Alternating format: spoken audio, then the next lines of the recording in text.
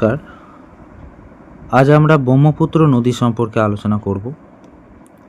এর আগে আমরা সিন্ধু নদী, গঙ্গা নদী সম্পর্কে আলোচনা করেছি। সেই ভিডিওগুলি তোমরা আমার চ্যানেলে পাবে। আজকে আমরা ব্রহ্মপুত্র নদী সম্পর্কে বিস্তারিত আলোচনা করব। তো ব্রহ্মপুত্র নদীর উৎস কোথায়, তার গতিপথ, তার মোহনা, এগুলো নিয়েই আমরা দেখব। ঠিক আছে, তো চলো শুরু করি। দেখো, এই যে তোমরা ছবিটা দেখতে পাচ্ছ, সেটা ইন্ডিয়ার যে পূর্বভাগ, সেই পূর্বভাগের ছবি এটা। তোমরা একটু খেয়াল করো, দেখো এই যে বে অফ বেঙ্গল, তার উপরে এখানে বাংলাদেশ এবং তার সাইডেই রয়েছে পশ্চিমবঙ্গ। এবং এই যে এই অংশটা একটু খেয়াল করো, এই অংশটা হচ্ছে তিব্বত। সেই তিব্বতের একটি খুব জিওগ্রাফিক্যাল পার্সপেক্টিভে খুব গুরুত্বপূর্ণ একটি স্থান হলো কৈলাস পর্বত। তো এই কৈলাস রেঞ্জের এখান থেকেই উৎপন্ন হচ্ছে আমাদের ব্রহ্মপুত্র নদী। ঠিক আছে, সাইডে এখানে তোমরা দেখতে পাচ্ছে যে originated from Chemayungdung glacier in Kailash range. তাহলে originated from Chemayungdung glacier in Kailash, মানে কৈলাস রেঞ্জ থেকে এখানে একটা রেঞ্জ আছে, সেই রেঞ্জটার নাম হচ্ছে কি চেমায়ংদুং গ্লেসিয়ার। ঠিক আছে, তো এখান থেকে উৎপন্ন হচ্ছে ব্রহ্মপুত্র নদী। তো এখানে একটা কথা তোমাদের বলে দিই, যে অনেক সময় যে এই চেমায়ংদুং গ্লেসিয়ারটা থাকে না, এর পরিবর্তে আংশি গ্লেসিয়ার থাকে। ঠিক আছে, তো এটাকেও তোমরা মাথায় রেখো এবং যেখানে নোট বানাচ্ছ সেখানে এটাও লিখে রেখো যে চেমায়ংদুং গ্লেসিয়ার অথবা আংশি গ্লেসিয়ার দুটোই কিন্তু ঠিক। ঠিক আছে, তো এখান থেকে উৎপন্ন হচ্ছে কৈলাস ব্রহ্মপুত্র নদী। ঠিক আছে, বেশ। তো এই যে ব্রহ্মপুত্র নদী প্রতিষ্ঠা হলো, মানে উৎস হলো, উৎসের পর সঙ্গে সঙ্গে কিন্তু এর নাম ব্রহ্মপুত্র হয়ে যায়নি।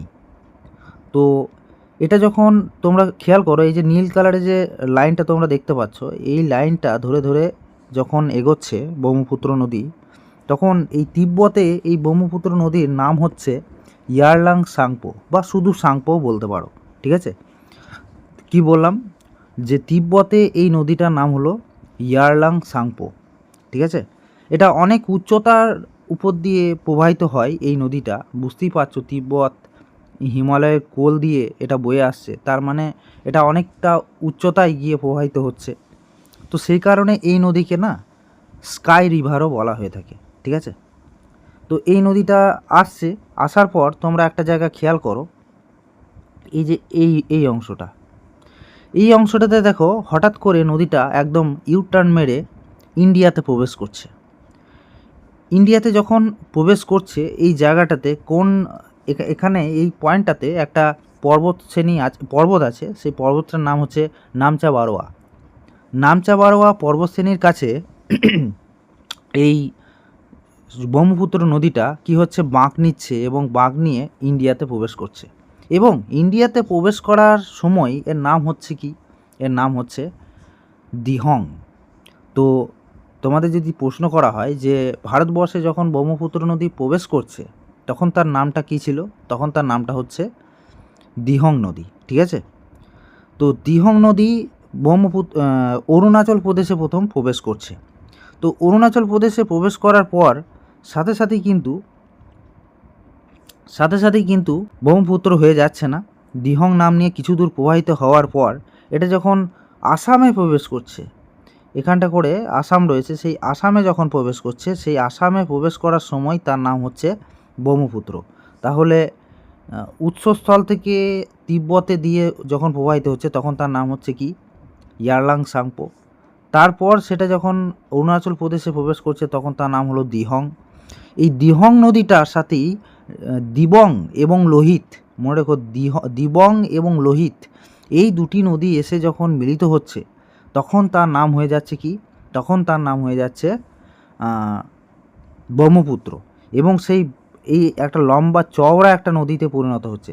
এবং এই চওড়া নদীটা আসামের উপর দিয়ে প্রবাহিত হচ্ছে তখন সেখানে একটা কি বলবো, একটা দ্বীপ, একটা নদী দ্বীপ তৈরি করছে। সেই নদী দ্বীপটার মাঝখানে অবস্থিত রয়েছে, সেই নদী দ্বীপটার মাঝখানে অবস্থিত রয়েছে কাজিরাঙ্গা ন্যাশনাল পার্ক। ঠিক আছে, কাজিরাঙ্গা ন্যাশনাল পার্ক, এই নদী দ্বীপের মাজুলি দ্বীপ, সেই নদীটার নাম হচ্ছে মাজুলি দ্বীপ। মনে রেখো 2016 সালে এই মাজুলি দ্বীপকে আসামের একটি জেলা হিসেবে ঘোষণা করা হয়েছিল। ঠিক আছে, তো এই মাজুলি দ্বীপের উপরেই রয়েছে কাজিরাঙ্গা ন্যাশনাল পার্ক, সেটা মাথায় রেখো একটু।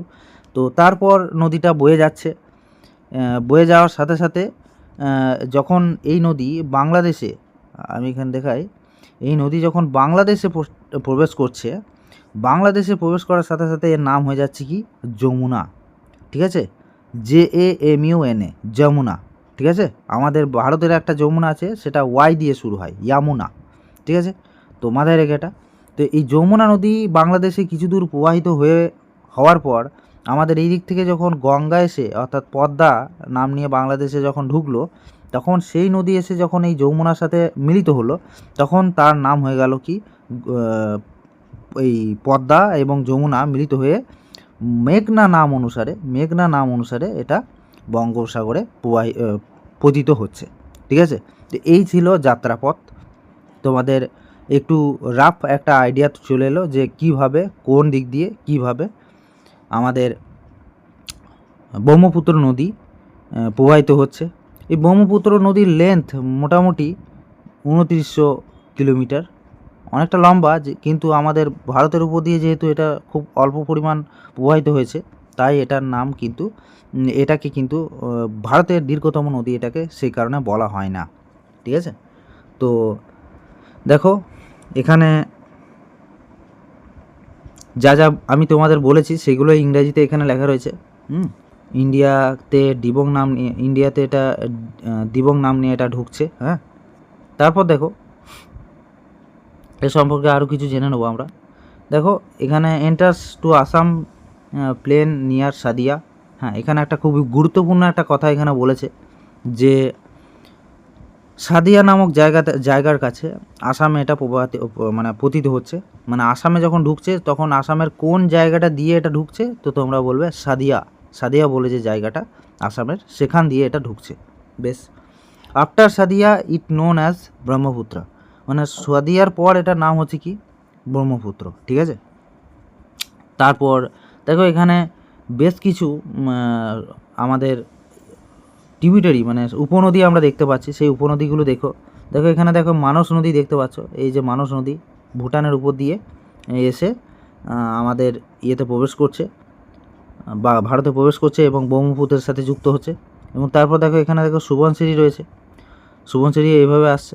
তারপর দেখো এখান থেকে দিহং এবং এখান থেকে লোহিত, এই দুটো নদী মিলিত হয়ে, এবং এইদিকে দিবং, তাহলে দিবং আর লোহিত, এই তিনটে নদী মিলিত হয়েই তোমার ব্রহ্মপুত্র তৈরি করছে। আর এখানে তোমরা যদি দেখো, এখানে দেখো রয়েছে ধানসিরি রিভার, যেটা এখান থেকে এখানে টাচ করছে, এইভাবে যাচ্ছে। আর বারেলি বলে একটা জায়গা, কাপিলি নদী এখানে যাচ্ছে এইভাবে। আর এখানে দেখো গারো খাসি জয়ন্তী, 3টি পাহাড় মেঘালয়ে রয়েছে। এই গারো পাহাড়ের পাশ দিয়েই প্রবাহিত হচ্ছে আমাদের ব্রহ্মপুত্র নদীটা এবং বাংলাদেশে প্রবেশ করছে গারো পাহাড়ের পাশ দিয়ে। ঠিক আছে, এখানে একটা রেঞ্জ আছে, সেই রেঞ্জটার নাম হচ্ছে বারেলি রেঞ্জ। ঠিক আছে, আর এখানে নাগা হিলসও রয়েছে, তোমরা দেখতে পাচ্ছ। তো এইগুলো পয়েন্টগুলো দেখে নাও একটু। হ্যাঁ, তোমরা কী তাহলে যদি বলা হয় যে কী উপনদী রয়েছে আমাদের মানে ব্রহ্মপুত্রে, তো তোমরা এখানে বলবে যে মানস, তারপরে সুবনশিরি, তারপর ধানসিরি, তারপর দিবং, লোহিত, কাপিলি, এই সমস্ত ইয়েগুলো রয়েছে। ঠিক আছে, এর থেকে মনে রেখো দুটো কথা বলে দিই। এই যে সুবনশিরি হচ্ছে সব থেকে লার্জেস্ট উপনদী, এটা মনে রেখো।